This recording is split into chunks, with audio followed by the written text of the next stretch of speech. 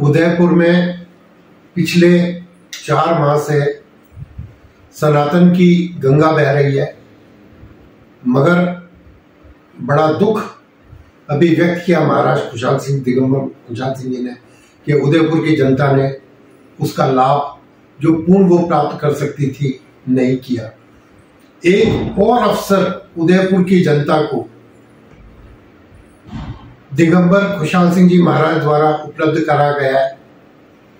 उदयपुर की धरा पर 54 कुंडीय बगुलामुखी यज्ञ नवरात्रि के दिनों में होने वाला है। नवरात्रि अपने आप में इतने सिद्ध दिन होते हैं जिसकी महिमा कहा जाता है कि वेद भी नहीं पा सकते। ऋषि मुनि वेद भी उस माता की महिमा को पाने के लिए तरसते हैं। माता कामाख्या का ऐसा ही अनन्य भक्त माई बाबा, जो कि 35 साल से ज्यादा समय से मां कामाख्या की अर्चना में लगा हुआ है। बाबा के बारे में अभी दिगंबर खुशहाल सिंह जी बता रहे थे कि बाबा के चरण भी अगर किसी घर में पड़ जाए और अगर वहां कोई उच्चाटन, सम्मोहन, वशीकरण या किसी और प्रकार की तंत्रिक क्रिया है तो वो स्वतः ही नष्ट हो जाती है। ऐसे माई बाबा कुलाचार्य 9 दिवसीय जो बगुलामुखी यज्ञ है उसको उदयपुर की जनता के साथ अपने मार्गदर्शन में कराने के लिए आए हैं। महाराज, हम बहुत कुछ तो माता के बारे में नहीं जानते, हो सकता है कि हमसे प्रश्न पूछने में भी कुछ त्रुटि हो जाए, तो हम इस जो साक्षात्कार को शुरू कर रहे हैं तो इस माफी के साथ शुरू कर रहे हैं कि हमारी कोई गलती हो तो आप माफ करिएगा। और आप उदयपुर पधारे, ये उदयपुर का सौभाग्य है। आप भिवानी के अंदर एक बहुत बड़ा स्थान स्थापित कर रहे हैं। वो क्या स्थान है उसके ऊपर भी राज खोलेंगे आप बाबा, माई बाबा। तो माई बाबा, आपका स्वागत है हमारे चैनल पे।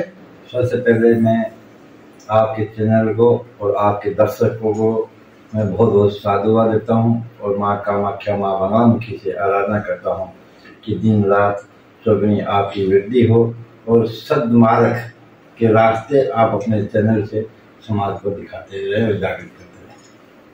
महाराज, आज जो हालात हैं देश के, सनातन संस्कृति की जो स्थिति है वो बहुत खराब है। हमारे यहाँ इतने पुरानी संस्कृति है, हजारों साल की संस्कृति है। शिव जी का अपना इतिहास है, माता का अपना एक कृपा है जिसके आप संवाहक हैं।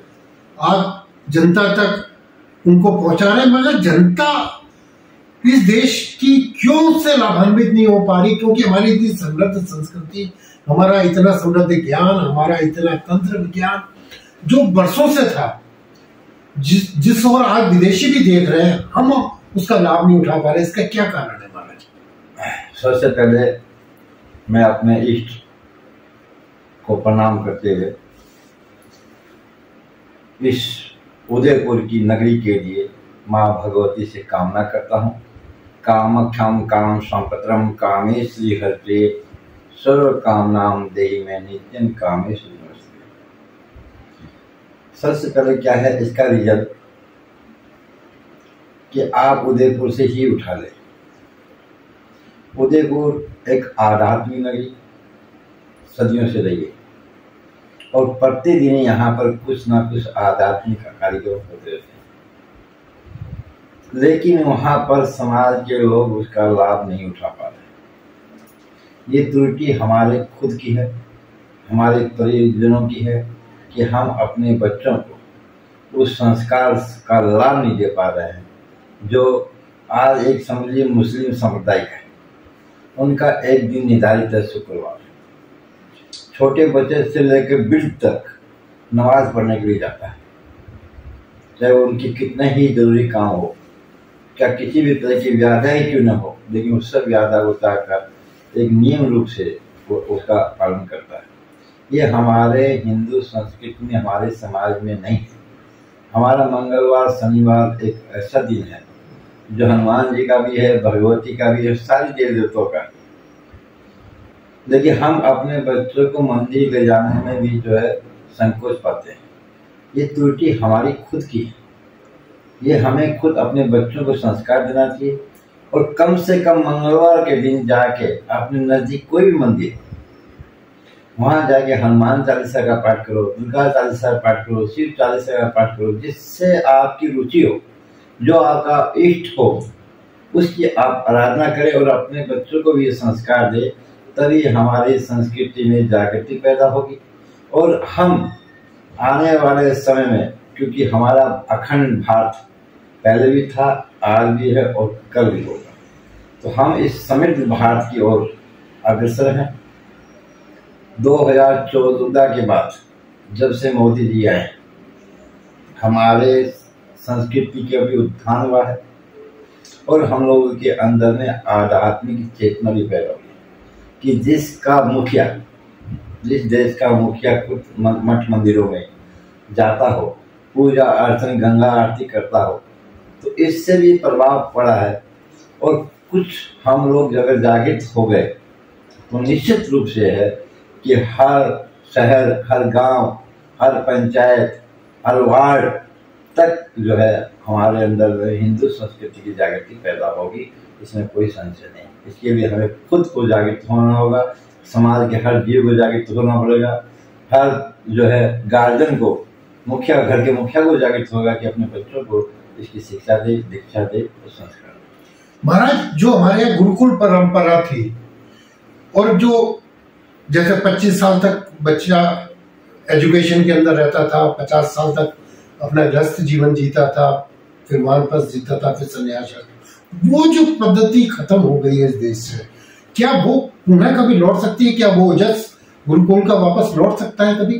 क्योंकि आप जिस ज्ञान को रखते हैं तो आप नेचुरली उस भविष्य को देख रहे होंगे कि भारत का भविष्य क्या है आखिर। मेरी एक साधना चल रही है माँ बंगालों की जी, उससे जो है हमारा राष्ट्र अग्रसर होगा, समृद्ध होने को जा रहा है। और जब हमारा राष्ट्र समृद्ध होगा तो ये सब समस्या हल हो जाएगी। आज भी धीरे धीरे गुरुकुलों का शुरुआत होने लग रही है। हर शहर, बड़े शहरों में लोगों ने कमेटी बना के, संगठन बना के गुरुकुलों का पालन कर रहे हैं। ऐसे ऐसे महापुरुष भी हैं, साधु संत, जो अपने आश्रमों में गुरुकुल चला रहे हैं। जिस समय अखंड भारत था उसमें यहाँ 12,84,856 जो है गुरुकुल चलती थी। 12,28,856 गुरुकुल चलती थी जी। और आज की स्थिति देखें तो उसका 1% भी नहीं, 0.01 भी नहीं है सर। नहीं, जो राजा महाराजा थे उनके क्षेत्र में जितनी गुरुकुल होती थी उनका एक कोष होता था, जो उस कोष से संत लोग उसको संचालन करते थे और वहां से कोष आता था जो गुरुकुल चलती थी। मैं इस देश के प्रधानमंत्री से मैं आग्रह करना चाहता हूं आपके द्वारा कि आप एक राजा हैं, आपका दायित्व है कि फिर पुनः, क्योंकि हमारा भारत आज फिर अग्रसर है अखंड भारत की ओर। बड़े बड़े देश जो हमारे शरणागत हो रहे हैं, हमारे यहाँ बिजनेस व्यापार लाना चाहते हैं, क्योंकि हम जो है आज वहाँ नहीं है जो 70 साल पहले थे। 70 सालों का दुख हमने जो है 9 सालों में पूर्ण किया है, इसमें कोई संशय नहीं है और इसको जो है दुनिया जान रही है। मेरा सिर्फ एक ही निवेदन है कि जितने भी मठ मंदिर हैं वहाँ पर एक आप जो है गुरुकुलों का संचालन करवाएं और उनको जिम्मेदारी दें। किसी भी तरह के जैसे कोई सहयोग हो उस सरकार से कोष पारित करें, एक नीति, एक न्याय लागू करें, जिससे क्या है कि हमारा देश और अग्रसर होगा। क्योंकि हमारे भारत में, अखंड भारत में 15 देश जो हमसे अलग हो गए थे। आज वो 15 देशों की स्थिति हमसे कमजोर है। तो हम वो 15 देश जो है हमारी शरण में आ रहे हैं। हम ये अपने आप को अखंड भारत बोलने में कोई भी संकोच नहीं करना चाहिए। हम कल भी अखंड भारत था, आज भी है और कल भी हमारा अखंड भारत रहेगा, ये निश्चित है। महाराज श्री, एक जो सबसे बड़ी समस्या इस देश में आ गई है कि आज जो पाश्चात्य संस्कृति के पीछे हम लोग दौड़ रहे हैं, उस पाश्चात्य संस्कृति की वजह से घर टूट रहे हैं, युवा पीढ़ी डिप्रेशन में जा रही है, मानसिक तनाव के अंदर जा रही है। ये जो घरों का टूटना, जो एक समूह में रहती थी पूरी फैमिली, पूरा वो कुटुंब होता था, कुटुंब व्यवस्था खत्म हो गई है, न्यूक्लियर फैमिली बन गई है। यूथ बिल्कुल अपने को असहाय महसूस कर रहा है, उसका मार्गदर्शक कोई नहीं है और वो उस वजह से डिप्रेशन में जा रहा है या गंदे रास्ते पे उतर रहा है, या पश्चिम से जो तरीके आ रहे हैं उनको अपना रहा है, गंदे तरीकों को। उससे कैसे निजात मिले? उससे क्या कि सरकार जितने भी फिल्मी लोग हैं, फिल्मी दुनिया, इन पे बैन करे, क्योंकि पश्चिमी संस्कृति को ये लोग दिखाते हैं और हमारे बालक उनको फॉलो करते हैं। इस पे बैन हो।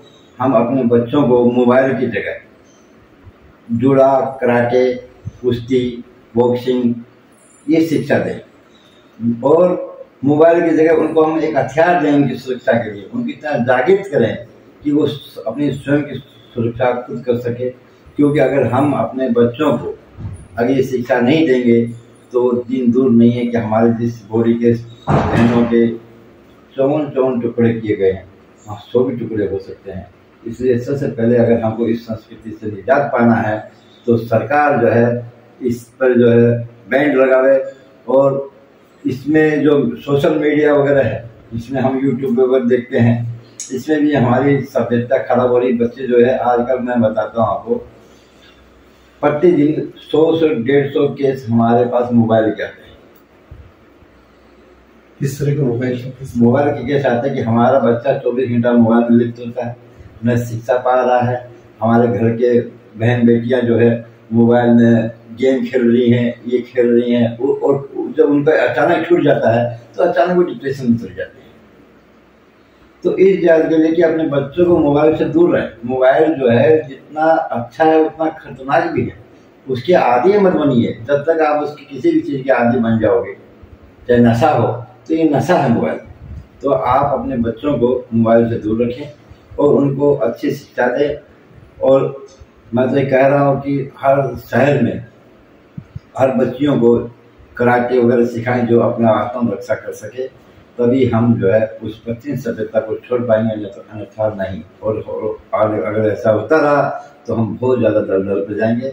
सरकार को भी इस सब चीज़ों पर बैन जरूर लगाना। हमारा यूथ बहुत ज़्यादा ऑफ ट्रैक हो गया है, यूथ ज़्यादा डिस्टर्ब है इस समय, मानसिक तनाव में है यूथ। उसका कारण है कि हमें ब्रेन वॉश किया जा रहा है। कुछ गुरु ऐसे ग्रुप हैं बने हुए हैं जो हमारे बच्चों को ब्रेन वॉश करते हैं, धर्म परिवर्तन करवाते हैं। लव जिहाद जैसे जो केस हो रहे हैं ये सिर्फ यूथों के कारण हो रहा है। ऐसे यूथों पे जो है प्रतिबंध लगे। ऐसी जो संस्थाएं हैं जहाँ से बाहर से विदेशों से पैसा आता है और हमारी संस्कृति को बिगाड़ जाता है, उस संस्थाओं पे प्रतिबंध लगे, तभी जाके ये हो सकता है। महाराज, आप भिवानी के अंदर जो एक बहुत बड़ा केंद्र स्थापित कर रहे हैं, वो क्या केंद्र है और किस उद्देश्य से स्थापित कर रहे हैं? और आप जहाँ काशी से आए हैं वहाँ आप क्या कर रहे हैं, उस बारे में भी थोड़ा सा प्रकाश डालें। देखिए, मैं काशी में जब बचपन में था, मैं भारत माता मंदिर गया था। काशी में अखंड भारत माता का मंदिर है जिसका उद्घाटन गांधी जी ने किया था। जब उसको देखा मैं तो मेरे में कल्पना आई कि हमारा भारत 9 खंड और 7 द्वीपों में है, तो मैं क्यों नहीं अखंड भारत की स्थापना करूं। उस दिन से मैंने जो है एक संकल्प मन में डाल लिया और मैं कई जगह गया। तो मेरे दिल में एक विंध्यवासिनी काशी से 65 किलोमीटर विंध्यवासिनी का स्थान है। मैं वहाँ गया हुआ था। रात को मुझे समझ में आया कि पहला मंदिर जो है काशी में बना था और दूसरा मंदिर छोटी काशी में बना। भिवानी छोटी काशी के नाम से विख्यात है। आज भी वहाँ पर 365 मठ मंदिर हैं। अगर कोई भी आदमी जाए तो अगर एक एक मठ में भी निकाले तो 1 साल उसका पूर्ण रूप से हो सकता है। वहाँ धर्मात्माओं की नगरी है, आध्यात्म की नगरी है। इसलिए मैंने जो वहाँ संकल्प लिया और भारत माता सेवा चैरिटेबल ट्रस्ट बनाया। उस ट्रस्ट का मैंने जो मीनो बनाया उसमें मैंने ये कहा कि मेरे परिवार के, मेरे समाज का कोई भी आदमी इसका दायित्व नहीं होगा। जो होगा वो ट्रस्टी होंगे, इसका संचालन करेंगे, वो ट्रस्टी करेंगे। मैंने RSS के डॉक्टर इंद्रेश कुमार जी हैं, वो बहुत ही अच्छे योग्य महापुरुष हैं, संत हैं। उनसे मेरे अच्छे संबंध थे। मैंने उनसे चर्चा की तो उन्होंने जो है मेरा प्रस्ताव स्वीकार किया और उन्हें जो है मैंने एक दायित्व दिया कि आप इस भारत माता सेवा ट्रस्ट के संरक्षक बनिए। तो उन्होंने जो है उसको स्वीकार किया। आज मैंने जो कमेटी बनाई है वो 7 आदमी की कमेटी है। उसके संरक्षक डॉक्टर इंद्रेश कुमार जी हैं। और हमने जो है फिर भूमि देखना शुरू किया तो भूमि जो है हम खरीदने के असमर्थ में थे, क्योंकि हमें किसी भी पार्टी का, किसी भी संगठन का सहयोग नहीं था और न है। लोग ये सोचते हैं कि भारत माता RSS का एजेंडा है, ऐसा कुछ नहीं है। भारत माता सबकी माता है। अगर हम उसमें अगर 1 रुपये भी सहयोग करें तो हमें गर्व महसूस होगा कल कि हम अखंड भारत माता के मंदिर में 1 रुपये का भी दान किया। हमने जमीन के लिए कहा तो उसमें कुछ ज़मीनें हमें दान में मिली और कुछ ज़मीनें हम खरीदे और खरीद के उसमें जो है हम निर्माण शुरू कर रखे हैं। अभी 4 दीवारी हो चुकी है। उस मंदिर की कल्पना 9 मंजिलों में है। पाताल नीचे और ऊपर लास्ट की रहेगी। उसके अलावा 7 खंड होंगे। पहले खंड में अखंड भारत माता का मानचित्र होगा, जो आर्यवर्त का भारत था, जिसमें हमारे 15 देश जो हमसे अलग हो चुके थे, यहाँ की राजनीतिक के कारण, यहाँ नेताओं की त्रुटि के कारण जो अलग हो गए थे, हमने उनको भी दर्शाया गया है। और उस मानचित्र का एक अद्भुत चीज होगा। दूसरी मंजिलों पे हमने जो है भारत में जितने ऋषि मुनि हुए हैं, चाहे वो ब्रह्मा के पुत्र हुए हैं और मनु तक जितने ऋषि हुए हैं, उनका हम जो है सबकी जीवनी सहित दिखाएंगे। तीसरे पे हमारे जो भारत में अपना बलिदान दिए हुए शहीदों का और वीरांगनों का, क्योंकि हमारे देश में जितने शहीदों ने त्याग बलिदान दिया है, वीरांगनों ने भी उतना ही त्याग किया है। इसलिए उनका, वीरांगनों का और महापुरुषों का दोनों होगा। उसके बाद में हम 28 प्रदेश और 8 केंद्र शासित प्रदेश है, उनके खान पान, रहना सहना, उनकी संस्कृति को दर्शाएंगे। कितने एकड़ का एरिया है सर? अभी हाँ 1 एकड़ का में मंदिर बनेगा। अच्छा। उसमें अलग से पार्किंग के लिए अलग है और उसमें बहुत सी चीजें हैं जिससे आदमी आके अपना सुख, चैन और शांति का अनुभव कर सके। ये भिवानी से किस तरफ पड़ता है? भिवानी से 5 किलोमीटर दूर लोहारू रोड पे है और ठीक भारत माता के सामने जो है प्रसिद्ध मंदिर देवसर वाली माता का मंदिर है। इस देवसर की भूमि में ये आता है और इस मंदिर के में हमारे हरियाणा के मुख्यमंत्री वहाँ मनोहर लाल जी खट्टर भी आए थे और विधानसभा अध्यक्ष ने भी वहाँ पर आए और उन्होंने भी अपना योगदान दिया है। और लोगों से मेरा आग्रह है कि ऐसे कार्य में, क्योंकि भारत माता सबकी माता है, इसमें न तो हमने किसी जात पात को त्याग किया है और न किसी भी को किया है। हमारा सब संप्रदाय, भारत के सभी जो वासी हैं, जो भारत में रहते हैं, वो भारतवासी हैं, उन सबकी माता भारत माता है। और इसलिए हमने एक अद्भुत चीज बनाने का संकल्प लिया है और माँ भगवती कामाख्या की कृपा से जब भी बनेगा एक अद्भुत चीज बनेगा। हम रहे न रहे लेकिन मंदिर जरूर बनेगा। महाराज, आप कामाख्या देवी के पिछले 35 साल से अधिक समय से उपासक हैं और आप कुलाचार्य कहलाते हैं और आप एक विशेष प्रयोजन से उदयपुर पधारे हैं और 9 दिवसीय 54 कुंडी है जो बगलामुखी यज्ञ होने वाला है, उसको लेकर के उदयपुर की जनता किस प्रकार लाभान्वित हो सकती है, उस बारे में थोड़ा सा प्रकाश। देखिए, जून के महीने में माँ कामाख्या रसोला होती है।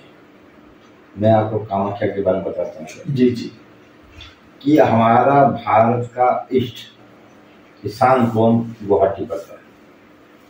ईशान कोण चाहे हमारे घर का हो और चाहे भारत का हो, ऊर्जा का क्षेत्र होता है। घर में भी अगर हम रहते तो ईशान कोण में भगवती का या देवता, अपने देवी देवता को मंदिर बनाते हैं, कि ऊर्जा का क्षेत्र। वहाँ पर माँ भगवती का योनि गिरा था, और आज भी योनि जैसे स्त्री रसोला होती है। 22 जून को से 26 जून तक जब आद्रा नक्षत्र का प्रथम चरण आता है तो माँ भगवती वहाँ रसोला होती है। आदि अनादि काल से वहाँ ऋषि मुनि देवी देवता सब अपनी अपनी साधना करने के लिए आते थे, आज भी आते हैं। जिसको आंखें हैं भगवान ने दिए हैं चक्षु, वो आज भी उनके दर्शन करते हैं जनता के रूप में। और जो एक अद्भुत चीज आपको बताता हूँ जी, कि उस क्षेत्र के कामरूप देश के क्षेत्र में जितने भी मठ मंदिर होते हैं वो 3 दिन बंद होते हैं, कोई भी मंदिर नहीं खुलता। ये एक बहुत अद्भुत चीज है। उस समय हमारे जो है किसान लोग हैं वो हल नहीं जोतते हैं। ये भी परंपरा आदि अनादिकाल से आई। 3 दिन का वो लोग भी आद्रा नक्षत्र जब प्रवेश करता है उसका प्रत्याग करते हैं, कोई भी हल नहीं जोतता है। तो वहाँ पर जो है ऋषि मुनि आते हैं। मच्छंद्र नाथ जी ने भी सावर मंत्र की जो उत्पत्ति की, सिद्धि प्राप्त की, वो भी नीलांचल पर्वत की थी। इसलिए वहाँ का बहुत बड़ा महत्व है। और मैं तो कहता हूँ कि आप अगर भयभीत हैं, आपको किसी ने कह रखा कि वहाँ, कई लोग कहते हैं गुरु जी वहाँ तो बकरा बना देते हैं, कबूतर बना देते हैं तंत्र से, ऐसा कुछ नहीं है। माँ कभी भी अपने बेटे को गलत रास्ते पर नहीं ले जाती है, वो सन्मार्ग ही दिखाती है, कृपा ही करती है, ये निश्चित है जी, इसमें कोई संशय नहीं। तो महाराज कुशाल भारती जी वहाँ गए हुए थे, उन्होंने मुझसे चर्चा किया कि मैं जो है ऐसे ऐसे चतुर्मास उदयपुर में कर रहा हूँ, मुझे कौन सा यज्ञ करना चाहिए। तो मैं माँ भगवती बंगलामुखी का उपासक होने के नाते मैंने कहा कि महाराज आज के युग में हर आदमी व्याधियों से परेशान है। किसी को डर है कि मेरा धन छीन हो जाए, किसी को शत्रुओं पर परेशान कर रहे हैं, किसी को तंत्र मंत्र परेशान कर रखे हैं, किसी को व्याधियां परेशान कर रखी, कोई रोग से ग्रस्त है। इसका लाभ अगर जनता को मिलेगा तो लोग सुख और समृद्धि युक्त होंगे। आप बंगलामुखी यज्ञ कराइए। तो उन्होंने मेरे से कहा कि आप वादा कीजिए कि आप आओगे। तो मैंने कहा कि ठीक है, तो समय बताएगा। तो फिर उनका बार बार फोन आते रहने से, क्योंकि कुशाल भारती एक वाक्य में संत है। मैं तो संत नहीं हूँ, मैं एक साधक हूँ, और मैंने एक संत के दर्शन किए इसमें। कुशाल भारती की एक संत हैं, तो इनको कोई लालच नहीं है। तो मैंने इनका जो है निमंत्रण स्वीकार किया, क्योंकि राजस्थान से मेरा पूर्वजों का भी निवास झुंझुनू जिले से है, इसलिए राजस्थान से मेरा हमेशा लगाव रहा है जी। और ये जो है महापुरुषों की भूमि रही, महाराणा प्रताप जैसे महापुरुष हुए, पद्मावती जैसे हुए हैं, तो ये वीरों की भूमि रही है। और उदयपुर तो वैसे भी आध्यात्मिक जगह है, मैं कभी जिंदगी में आया नहीं था, तो इस यज्ञ के माध्यम से मुझे भी इस भूमि के दर्शन करने का सौभाग्य प्राप्त हुआ। और ये यज्ञ जो है इस समाज को बहुत कुछ देने वाला है, जो कल्पना भी नहीं किया होगा वो इस यज्ञ से प्राप्त होगा। क्योंकि विधि का नाम विधान है और विधान का नाम अनुष्ठान है। अगर नियम से कोई भी आप काम करेंगे तो काम सफल होगा, सफल होगा तो उसका फल आपको प्राप्त होगा। और आपकी आस्था पे डिपेंड करता है, आपकी आस्था उस यज्ञ के प्रति कैसी है। इसलिए मेरे तो सबसे आग्रह है यहाँ की जनता से कि आप जो है बिना संकोच के, बिना निडर होकर इस यज्ञ में कुछ भी अगर सहयोग भी नहीं करना है तो सिर्फ आप परिक्रमा करके जाओ, तो भी आपको उतना ही लाभ मिलेगा जितना एक यज्ञ बैठने वाला। महाराज जो आप चौवन कुंडी करेंगे 9 दिवस तक, तो जो उस बीच में जो साधक वहां बैठना चाहते हैं या जो आहुति देना चाहते हैं, उनको किस परंपरा से किस तरीके से आना है? क्या उनका ड्रेस कोड होगा? क्या उनका? देखिए, माँ पीताम्बरा का पीतवर्ण, मैं एक बहुत चीज बताता हूँ। माँ बंगलामुखी को ब्रह्म शास्त्र विद्या भी कहते हैं। ब्रह्म शास्त्र विद्या सिर्फ 4 आदमी के पास में थी। कर्ण के पास, अर्जुन के पास और अश्वत्थामा के पास। कैसे? अब जो है ये विद्या थी, चौथी विद्या थी रावण के पास। रावण भी इसके बहुत साधक थे। रावण राम से मरने वाला नहीं। जब भगवान राम को पता चला कि पीताम्बरा के भक्त हैं, तो खुद विष्णु का अवतार थे और विष्णु की कृपा से, विष्णु की आराधना से बंगलामुखी का सौराष्ट्र भूमि पर हड्रा नाम के सरोवर में उनकी उत्पत्ति हुई थी, ब्रह्मा जी के कहने से। तो ये जन कल्याण के लिए, दुष्टों का संहार करने के लिए, बड़े बड़े राक्षस राक्षस जो देवताओं को भी हरा दिया था, उन राक्षस का वध करने के लिए मैया का उत्पत्ति हुआ। तो ये सोने का स्वर्ण के जैसे हैं, इसलिए इनको पीताम्बरा कहते हैं। तो पीतवर्ण इनका है, हल्दी से पीले, हल्दी जैसे पीले वस्त्र होने चाहिए, पीला ही आसन होना चाहिए, पीला ही भोजन होना चाहिए, पीली ही माला होनी चाहिए। इनमें सारे, और पीली ही सामग्री चाहिए, जो हवन की सामग्री होगी वो पीली होगी। मतलब वस्त्र भी पीले चाहिए, भोजन भी पीला चाहिए, सामग्री जो वहां डलेगी आहुति में डलेगी वो भी पीली होनी चाहिए। तो पीला वस्त्र से मतलब दोनों ऊपर ड्रेस और नीचे के ड्रेस, 3 ड्रेस होती है। एक माथे पे होती है, एक कंधे पे होती है और एक पैर नीचे जो होता है। तो आदमियों के लिए धोती, कुर्ता, रुमाल जो भी है, हमने धोती की व्यवस्था भी की है जजमानों के लिए। अगर वो ला सकते हैं तो अपने सामर्थ्य तो अपने ले जाए, जो सामर्थ्य नहीं है उसको जो है हम वस्त्र भी देंगे। जी। तो महाराज एक दिन में कितनी, क्योंकि उदयपुर की जनता नेचुरली इसको बड़े हाथ से देख रही है, हमने 54 कुंडों का स्थापना कर रहे हैं। 54 कुंडों पे, एक कुंड पे 5 जजमान बैठ सकते हैं, लाभ से ले सकते हैं। और उसके अलावा भी जो आहुति देना चाहते हैं वो आहुति दे सकते हैं, जो आहुति प्रदान करना चाहते हैं वो कर सकते हैं, परिक्रमा करने वाले परिक्रमा कर सकते हैं। हर तरह से आप लाभ सकते हैं। सेवा जो उस यज्ञ में बैठे हुए जजमानों की और उस ब्राह्मणों की, जो बाहर से ब्राह्मण आ रहे हैं, उनकी सेवा करके भी आप उस यज्ञ का फल प्राप्त कर सकते हैं। जी, अगर आप मानसिक रूप से भी योगदान देंगे तो भी आपको उसका फल मिलेगा। मतलब माँ है अद्भुत जी। और इसको हम नहीं, आदि अनादि काल से करा रहा है। इंदिरा गांधी ने 1977 में इसका माँ कांगड़ा जाके इस माँ बंगलामुखी का ये कराया जी। चंद्रशेखर जी ने करवाया। चंद्रशेखर जी का मेरा पहला इंटरव्यू हुआ, मेरे पत्रकारिता का पहला इंटरव्यू चंद्रशेखर जी ने करवाया, जो अकेले पार्टी के जो है प्रधानमंत्री अकेले थे। नरसिंह राव, जयगोड़ा जिनका नाम भी नहीं था राजनीतिक में, वो भी प्रधानमंत्री बने से बंगलामुखी की कृपा से जी। नरेंद्र मोदी का, अजीत सिंह जैसे उन्होंने जो भी बंगलामुखी का सारा, ऐसा कोई नेता नहीं है कि हमारी सामर्थ्यता बढ़ाने के लिए माँ बंगलामुखी शरण में गया हो, और जो भी शरण में श्रद्धा से गया उसका बेड़ा पार हुआ है, इसमें कोई संशय नहीं है।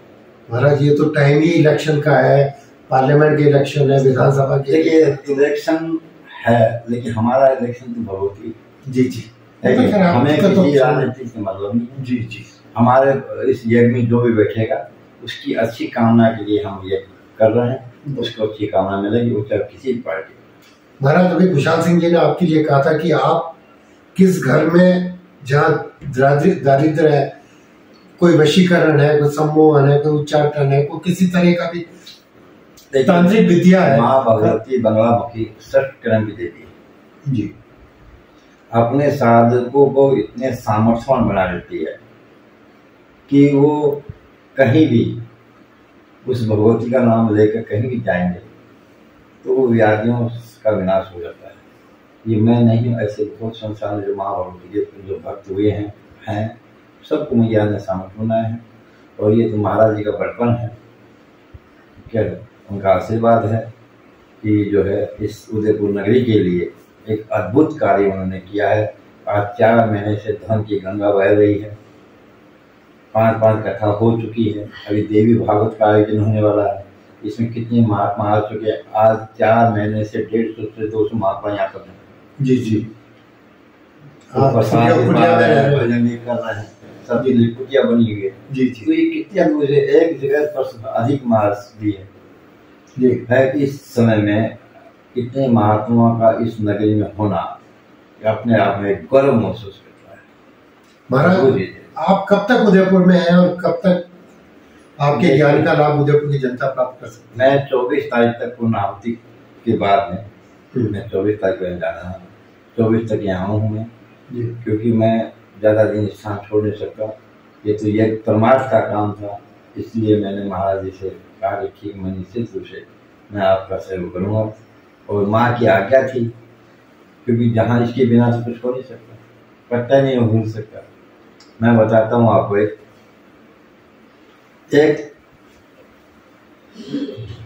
रांची का एक आदमी था। रांची जी। और वो रांची का आदमी बहुत दिनों से दुखित था। उसका सारा धन हरण कर दिया गया गुंडे बदमाशों ने। क्योंकि रांची का 8-10 साल पहले उधर क्षेत्र नक्सलियों का भी नक्सली तो, हाँ, रांची तो बहुत बड़ा है। और उस आदमी का सब कुछ हनन हो गया, और ऐसी स्थिति में आ गया कि रोटी की नसीब भी नहीं थी। वो रोता धोता हुआ वहां पहुंचा, माँ की शरण में गया। माँ साक्षात उसको उठाई और कही, जा बच्चा, तू हल्दी बेचना शुरू कर दे। तो उसने हल्दी पाउडर और गांठ वाली हल्दी रोड पर लगा के बेचने लग गया। आज वो खरबपति आदमी है, 1000 आदमियों को रोज वो खाना खिलाता है।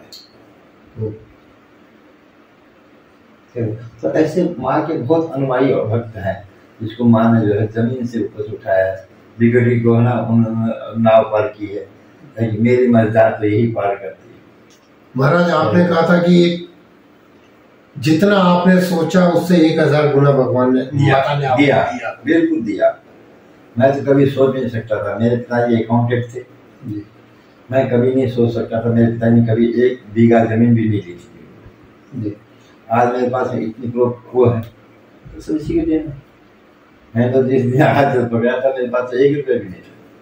मैंने कहा था कि भगवती, मैं तुमको नहीं छोड़ूंगा, तुम मुझे मत छोड़। अभी आपका मुख्य डेरा कहाँ पे है? देखिए, बिहार भागलपुर में पिरपेती एक प्रखंड है, उसमें 12 हाट गांव है।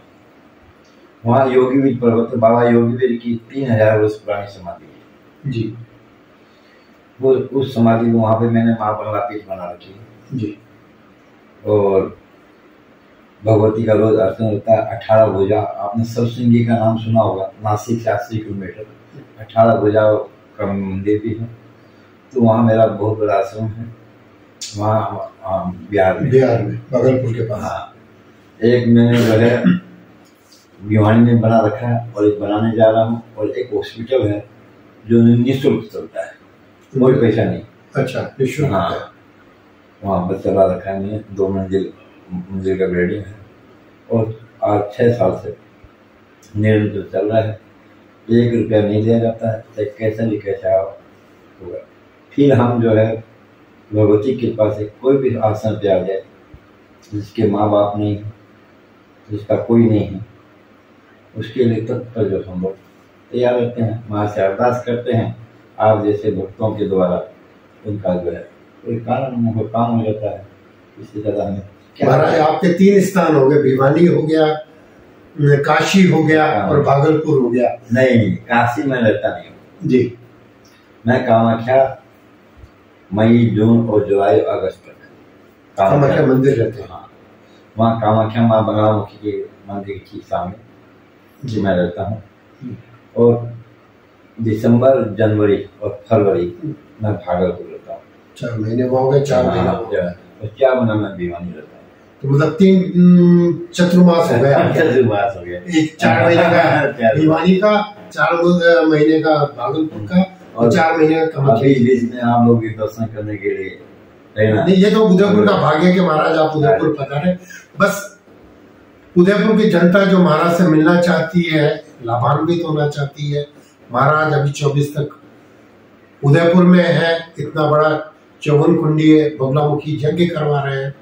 आशा करते हैं कि उदयपुर की जनता जरूर इसका लाभ प्राप्त करेगी और महाराज से आशीर्वाद लेगी और महाराज का आशीर्वाद यहाँ की जनता को मिले, इसी आशा के साथ महाराज आपसे पुनः मुलाकात करेंगे। मैं आपसे एक बार और कहना चाहता हूँ जी कि यहाँ की जनता इस यज्ञ का पूरा लाभ उठावे जी। मेरा आग्रह निवेदन है इसी जनता जी कि ऐसा मौका फिर मिलेगा कि नहीं मिलेगा।